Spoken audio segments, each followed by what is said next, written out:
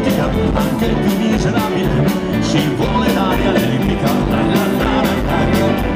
Chi ha un pezzo di terra si compra un buon cavallo, sapendo che c'è il rischio che vengano a rubarlo. Stasera hanno fatto un colpo grosso, è stato 9 per il non può prendere campioncetto rosso.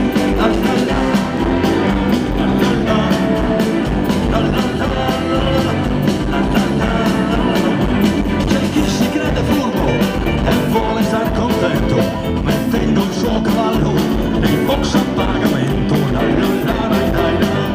Qualcuno osa dire io non pagherò mai, però 5 milioni li ha pagati anche Banzai.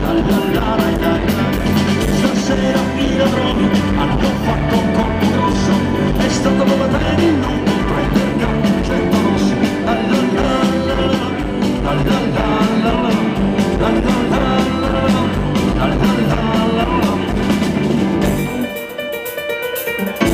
Alle tastiere Marco, ho detto anche Tonino Falange Maccari.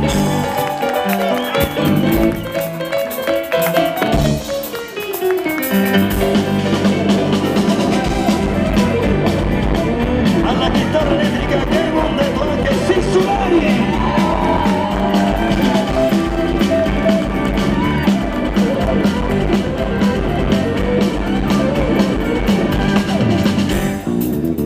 Al basso l'ispettore Zenigata, ha detto anche Sandro Canova.